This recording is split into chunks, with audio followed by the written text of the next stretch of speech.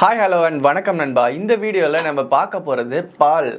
குழந்தைக்காக ஒரு தாய் வச்சிருக்க பாலை ஸோ இந்த பால் வந்து உடம்புக்கு நல்லதா, உண்மையிலே இந்த பால்லாம் குடிக்கலாமா அப்படின்னு சொல்லி தான் இந்த வீடியோவில் பார்க்க போகிறோம். பேக்கெட் பால் குடிக்கிறதுல என்னென்ன பிரச்சனைகள் இருக்குது அப்படின்னும், பேக்கெட் பால் இல்லாமல் நேரடியாக வாங்கும் போது என்னென்ன பிரச்சனைகள் வருது அப்படின்னு சொல்லியும் பார்க்க போகிறோம். ஸோ இந்த பாலை பற்றி டீட்டெயில்டாக சொல்லியிருக்கேன். இந்த வீடியோ பிடிச்சிருந்தா லைக் பண்ணுங்கள். நம்ம சேனலை இது வரைக்கும் சப்ஸ்கிரைப் பண்ணலன்னா சப்ஸ்கிரைப் பண்ணிக்கோங்க. வாங்க இப்போ வீடியோக்குள்ளே போகலாம்.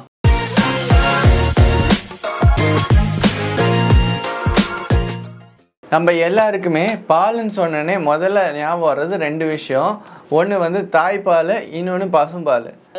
அந்த தாய் பசுவை கட்டி போட்டு வாழை கட்டி நல்லா கறந்து பாலை வாங்கி குடிச்சிட்டு. பால் வந்து நம்ம உணவில் ஒரு தவிர்க்க முடியாத ஒரு உணவாக இன்னைக்கு இருக்குது. தினமும் காலையிலையும் சாயங்காலமுமே கண்டிப்பாக நம்ம டீ காஃபி ஏதோ ஒரு விதத்தில் பாலை குடிச்சிட்டு தான் இருக்கோம். சின்ன எலியிலேருந்து ஆரம்பித்து பெரிய திமிங்கலம் வரையுமே பால் வந்து தாய்ப்பாலை தான் குடிச்சிட்டு இருக்கு. நம்ம மட்டும்தான் பாலை வந்து மாட்டிலேருந்து எடுத்து குடிக்கிறோம். அப்படிப்பட்ட தாய்ப்பாலுக்கும் பசும்பாலுக்கும் என்ன வித்தியாசம் இருக்குன்னு முதல்ல பார்ப்போம். ஃபர்ஸ்ட் பாலில் என்னென்ன கண்டென்ட்ஸ் இருக்குன்னு சொல்லி பார்ப்போம். பாலில் 87% தண்ணி தான் இருக்கு. 13% தான் வந்து மித்த கண்டென்ட்ஸ் இருக்கு. 100 ml மாட்டுப்பாலில் 3.2 கிராம் புரோட்டீன் இருக்கு. தாய்ப்பாலில் 1.1 கிராம் தான் இருக்கு. அதே ஃபேட் எடுத்துட்டோன்னா 4.1 கிராம் இருக்குது. தாய்ப்பாலில் 3.4 கிராம் இருக்குது. லாக்டோஸ் பார்த்தோன்னா 4.4 கிராம் இருக்குது. அதேமாரி தாய்ப்பாலில் பார்த்தீங்கன்னா 7.4 கிராம் இருக்குது. லாக்டோஸை பற்றி கண்டிப்பாக திரும்பி நம்ம பேசுவோம். கால்சியம் வந்து மாட்டுப்பாலில் அதிகமாகவே இருக்குது, 120 இருக்குது. தாய்ப்பாலில் வெறும் 28 தான் இருக்குது. அதே மாதிரி எனர்ஜைஸ் பார்த்திங்கன்னா தாய்ப்பால்லையும் பசும்பால்லையும் ஈக்குவலாக தான் இருக்குது. அதே நம்ம எருமை மாட்டு பாலில் பார்த்திங்கன்னா எல்லாமே பர்சன்டேஜ் வைஸ் அதிகமாக தான் இருக்குது. இவ்வளோ சத்துக்கள் இருக்கிறதுனால தான் இந்த பாலை வந்து அமிர்தமாக அந்த காலத்துலேருந்து கருதியிருக்காங்க. அதனால தான் மாடுகளை தெய்வத்துக்கு சமமாக வச்சு வணங்கியிருக்கோம் அந்த காலத்துல இருந்து. அப்படிப்பட்ட பால் இன்னைக்கு பாலாக இருக்கான்னு சொல்லி கேட்டால் அதுதான் இல்லை. சமீபத்தில் ஒரு மலை மேலே இருக்க கோயிலுக்கு போயிருந்தேன். அங்கே இருக்க மாட்டுக்கு யாரும் புண்ணாக்கோ தவிடோ எதுவும் போடுறதில்ல. அதுக்கு பதிலாக மாடை தான் காடு மலை இது மாதிரி இடங்கள்ல போய் மேய்ஞ்சிட்டு வரும். அதுக்கப்புறம் கொட்டாய்க்கு வந்து கண்ணுக்குட்டிக்கு தானாக பால் கொடுக்குது. இது எல்லாம் முடிஞ்ச அப்புறம் அவங்க வந்து இந்த மாட்டுக்கிட்ட இருந்து பால் கொஞ்சமாக கறந்து சாமிக்கு அபிஷேகம் பண்ணுறாங்க. அபிஷேக பால் எனக்கு கொஞ்சமாக குடிக்கிறது கொடுத்தாங்க. அதை குடிக்கும் போது நிஜமாவே சொல்கிறேன், ஒரு மிகப்பெரிய அமிர்தமாக எனக்கு இருந்தது. நம்மளால் ஒரு பேக்கெட் பாலை சாதாரணமாக காய்ச்சி அப்படியே பச்சையாக குடிக்க முடியுமான்னு கேட்டால் குடித்தா அந்தளவுக்கு சுவையாகவும் இருக்காது, நிறைய பேரால் குடிக்கவும் முடியாது. ஆனால் இந்த பால் வந்து அவ்வளோ அமிர்தமாக இருந்தது. நாம் குடிக்கிறதும் பசும்பால் தான், இந்த மாட்டில் இருந்து கிடைச்சதும் பசும்பால் தான். ஆனால் ரெண்டு பாலுக்குமே ரொம்ப பெரிய வித்தியாசம் இருக்குது. இதற்கு வந்து பல காரணங்கள் இருக்குது. அது என்னென்னு ஒன்று ஒன்றா பார்க்கலாம். முதல் விஷயம், இந்த மாடுகள் எடுத்துக்கிற தீவனம். இந்த மாடுகள் வந்து பார்த்திங்கன்னா காடு மலை இந்த மாதிரி பச்சை தீவனங்கள் தான் சாப்பிடுது.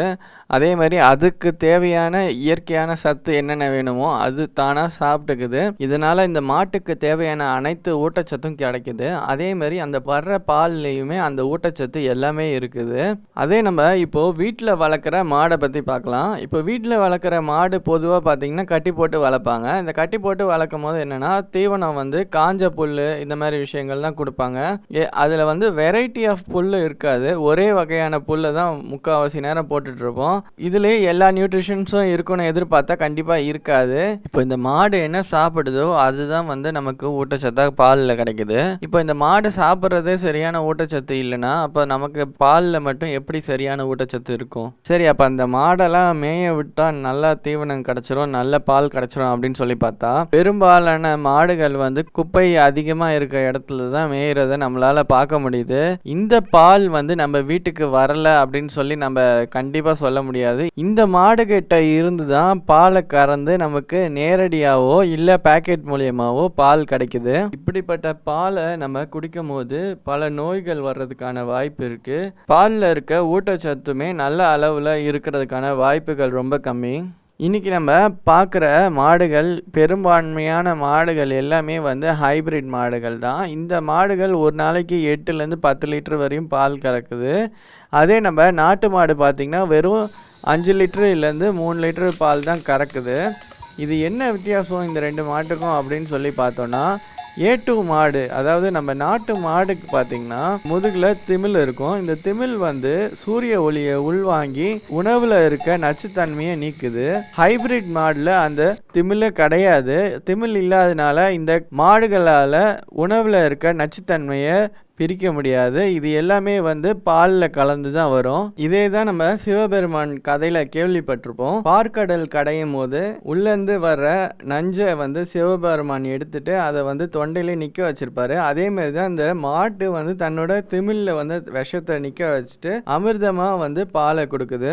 ஆனால் இன்னைக்கு நம்ம இந்த திமிழே இல்லாத ஹைபிரிட் மாடோட பாலை தான் குடிச்சிட்டு இருக்கோம். ஒரு காலத்தில் மாடு வந்து இயற்கையான முறையில் வந்து கருத்தரிக்கப்பட்டது. ஆனால் இன்றைக்கி பார்த்தீங்கன்னா ஆர்டிஃபிஷியல் இன்செமினேஷன் பண்ணுறாங்க. 95% மேலே இருக்க எல்லா மாடுகளும் வந்து செயற்கையாக தான் கருத்தரிக்கப்படுது. இயற்கையாக கருத்தரிக்கும் போது கோடிக்கணக்கான விந்தில் சிறந்த விந்து தான் கருத்தரிக்குது. அதே ஆர்டிஃபிஷியலாக பண்ணும் போது குவாலிட்டியான விந்து இருக்குமா அப்படின்றது ஒரு பெரிய கேள்விக்குறி தான். பாலில் வந்து நான் போய் சொன்னேன், லாக்டோஸ்ன்ற ஒரு எலமெண்ட் இருக்குது. அந்த லாக்டோஸில் 2 எலமெண்ட் இருக்குது, கிளாக்டோஸு இன்னும் குளுக்கோஸு. குளுக்கோஸுன்றது நிறைய பேர் கேள்விப்பட்டிருப்போம், சர்க்கரை போன்ற ஸ்வீட்டான ஒரு இது. ஸோ அது வந்து எனர்ஜி கொடுக்கும். ஆனால் லாக்டோஸை செரிக்கிறதுக்கு நம்ம சிறுகுடலில் லாக்டேஸ் அப்படின்னு ஒரு எலமெண்ட் இருக்கும். அதுதான் வந்து பாலை வந்து நம்ம வயிற்றை வந்து ஜீரணம் பண்ணுறதுக்கு ரொம்ப உதவியாக இருக்கும். இது வந்து கிட்டத்தட்ட ஒரு 5 வயசு வரையுமே நம்ம உடம்புல இயற்கையாக இருக்கும்.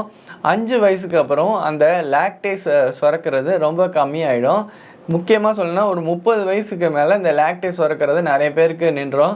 அதுக்கப்புறமா பால் குடிக்கிறதுனால நமக்கு டைஜஷன் ப்ராப்ளம் வரும். பால் குடிக்கிறப்போ உங்களுக்கு டைஜஷன் ப்ராப்ளம் இருக்குன்னா தயவுசெய்து பாலை குடிக்கிறத கம்மி பண்ணுங்கள். முக்கியமாக இரவு நேரங்களில் பால் குடிக்கிறது அவாய்ட் பண்ணுறது ரொம்ப ரொம்ப நல்லது. அசிடிட்டி, அப்புறம் பார்த்திங்கன்னா வயிறு ஒரு மாதிரி மந்தமாகிறது, இந்த மாதிரி பிரச்சனைகள் நிறைய பேருக்கு வரும். இன்றைக்கி வந்து நம்ம பால் வந்து அதிகபட்சமாக எங்கே பார்க்குறோன்னா பேக்கெட்டில் தான் பார்க்குறோம். இந்த பேக்கெட் பால் வந்து நல்லதா கெட்டதா அப்படின்னு சொல்லி பார்ப்போம். அதே மாதிரி இந்த பேக்கெட் ப்ராசஸிங் என்னென்ன நடக்குது அப்படின்னு சொல்லி பார்ப்போம். பாலை வந்து ப்ராசஸ் பண்ணுறதுக்கு நிறைய விதங்கள் இருக்குது. முக்கியமாக பார்த்திங்கன்னா பாஸ்டரைசேஷன் அதிகமாக பயன்படுத்துகிறாங்க. பாஸ்டரைசேஷன் அப்போது ஃபஸ்ட்டு பாலை வந்து ஒரு 150 டிகிரி செல்சியஸ் வரையும் ஹீட் பண்ணிவிட்டு சடனாக கூல் பண்ணிவிடுவாங்க. இதனால் அதில் இருக்க பாக்டீரியா எல்லாம் செத்துரும், ஃபர்தராக அது வளராது.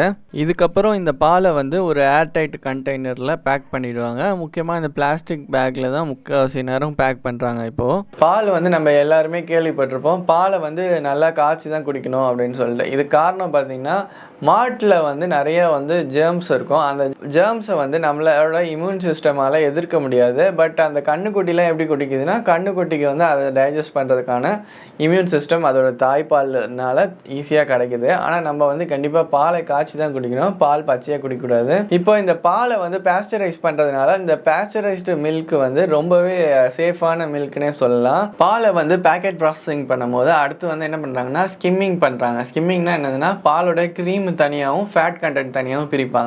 இப்படி பிரிக்கிற பாலில் தான் வே புரோட்டீன் போன்ற பவுடர்கள்லாம் தயாரிக்கிறாங்க. பாலில் இருக்க சில சத்துக்கள் வந்து தனியாக பிரிக்கப்பட்டு விற்கப்படுது. இதனால நேரடியாக பால் வாங்கும் போது நமக்கு அந்த சத்துலாம் இல்லாமல் போயிடுது. பொதுவாக பாலோட பேக்கெட்ஸ் வாங்கும் போது இன்னைக்கு பச்சை, சிவப்பு, மஞ்சள், ஆரஞ்சுன்னு கலராக பால் பேக்கெட் போட்டு அதில் வந்து இவ்வளோ ஃபேட் 2.5% இருக்குது, இதில் 3.5% இருக்குது அப்படின்னு சொல்லி போடுறாங்க. இது காரணம் வந்து இந்த ஸ்கிம்மிங் பண்ணி தனித்தனியாக பிரிச்சுட்டு அந்த ஃபேட் கண்டென்ட் எவ்வளோ தேவையோ அதுக்கேற்ற மாதிரி ஒன்று ஒன்றும் சேர்க்குறாங்க. நமக்கு வந்து ஒரு 4% ஃபேட் இருக்கிறது வந்து நார்மலாக, அதை விட அதிகமாக ஃபேட் கண்டென்ட் போச்சுன்னா உடம்புல வந்து கொழுப்பு சத்து ரொம்ப அதிகமாக ஆகிற மாதிரி இருக்கும். டைஜஷன் ப்ராப்ளம் இருக்கவங்க 4% மேலே ஃபேட் இருக்கிறத தவிர்க்கணும். கண்டிப்பாக தண்ணி கலக்காமல் நல்ல ஃபேட்டான பாலை குடிக்கலாம் அப்படின்னு சொல்லி குடிச்சிங்கன்னா உங்களுக்கு டைஜஷன் ப்ராப்ளம் வர்றதுக்கு வாய்ப்பு இருக்குது நிறையா. பாலை வந்து பாலாக குடிக்கிறது ரொம்ப நல்லது. ஏன்னா வந்து டீ காஃபி குடிக்கிறதுனால பாலோட ப்ரோட்டீன்ஸ் அண்ட் விட்டமின் அப்சார்ப்ஷன் கண்டிப்பாக வந்து கம்மியாகுது. அதேமாரி டீ காஃபி குடிக்கிறதுனால நிறைய சைடு எஃபெக்ட்ஸ் இருக்குது. நிறைய பேர் அடிக்ட் ஆகிருப்போம் டீ காஃபிக்கெலாம். தினமும் இந்த டைம் மேலே குடிக்கலைன்னா என்னால் முடியாது, கோவம் வரும், அந்த மாதிரி ஆங்ஸைட்டி ப்ராப்ளம்லாம் வரும். ஸோ அவங்களாம் பார்த்திங்கன்னா லேட்டர் பீரியடில் பிளட் ப்ரெஷர் வர்றதுக்கான வாய்ப்புகள் ரொம்ப அதிகம். ஸோ அதனால் டீ காஃபி ரெகுலராக குடிக்கிறீங்கன்னா அதை வந்து கம்மி பண்ணிக்கிறது ரொம்ப ரொம்ப நல்லது. பால் கூட எண்ணெய் உப்பு போட்ட பொருட்கள் சாப்பிடும் போது பாலோட நியூட்ரிஷன்ஸு ஃபுல்லாக அப்சர்வ் ஆகாது. அதே மாதிரி நம்ம பால் குடிக்கிறதுக்கு முன்னாடியோ இல்லை குடிச்சப்புறமோ கண்டிப்பாக வந்து அசிடிக்கான ஃப்ரூட்ஸ் எடுத்துக்கூடாது. பாலில் வந்து இன்றைக்கி நிறைய பேர் வந்து நம்ம சுகரை ஆட் பண்ணி சாப்பிடாம யாருமே இருக்க மாட்டோம். ஸோ இந்த மாதிரி ஆர்டிஃபிஷியலான சுகரை வந்து பாலில் ஆட் பண்ணுறது தவிர்க்கிறது ரொம்ப ரொம்ப நல்லது. பால் கூட தேன் சேர்த்துக்கலாம். பாலும் தேனும் வந்து ரொம்ப அமிர்தமான உணவாக வந்து அந்த காலத்துலேருந்து கருதப்படுது. பால் வந்து எல்லாருக்கும் கண்டிப்பாக தேவையான்னு கேட்டால் 5 வயசு வரையும் கண்டிப்பாக தேவை தான். ஆனால் 5 வயசுக்கு மேலே பாலோட தேவைகள் கண்டிப்பாக குறையுது. நமக்கு தேவையான கால்சியம் விட்டமின்லாம் அப்போ எப்படி கிடைக்கும் அப்படின்னு சொல்லி நம்ம நிறைய பேர் கேள்வி இருக்கும். ஸோ அதெல்லாம் வந்து நம்ம வெஜிடபிள்ஸ் மூலியமாக எடுத்துக்கலாம். அதேமாரி நம்ம சாப்பிட்ற மீட்லேயுமே அதெல்லாம் கண்டிப்பாக இருக்கும். ஸோ ஃபிஷ்ஷு இதெல்லாம் வந்து அந்த ப்ரோட்டீன்ஸ் அண்ட் விட்டமின்ஸ் கண்டிப்பாக கிடைக்கும். ஸோ அந்த மாதிரி நம்ம சாப்பிட்றதுனால நம்மளோட டயட்டை கண்டிப்பாக மேனேஜ் பண்ணிக்க முடியும். பால் எல்லாருக்குமே கண்டிப்பாக குடிக்கணும் அப்படின்றது அவசியம் கிடையாது. ஸோ இவ்வளோ தான் இந்த வீடியோ. இந்த வீடியோ பிடிச்சிருந்தா லைக் பண்ணுங்கள். ஸோ டீ காஃபி அதிகமாக குடிக்கிறவங்க ஃப்ரெண்ட்ஸுக்கு வந்து கண்டிப்பாக இந்த வீடியோ ஷேர் பண்ணுங்கள். பால்ன்றது நம்ம எல்லார் வீட்லேயும் தினமும் பயன்படுத்துகிற ஒரு முக்கியமான பொருள். ஸோ இந்த பால் வந்து விஷமாக மாறாமல் எல்லாருமே தடுக்கிறது ரொம்ப ரொம்ப நல்லது. ஸோ எதுவுமே அளவுக்கு மீறினால் அமிர்தம் நஞ்சு. அதனால் இந்த பாலையுமே ஒரு அளவாக சாப்பிடுங்க. சாப்பிட்டு ரொம்ப ஹெல்த்தியாக இருங்க. நம்ம சேனலில் ரொம்ப ரொம்ப நல்ல கண்டென்ட்ஸ்லாம் இனிமேல் போட போகிறோம். ஸோ சப்ஸ்கிரைப் பண்ணிக்கோங்க. இன்னொரு சூப்பரான வீடியோவில் பார்க்கலாம். Until then, bye from Ashwant.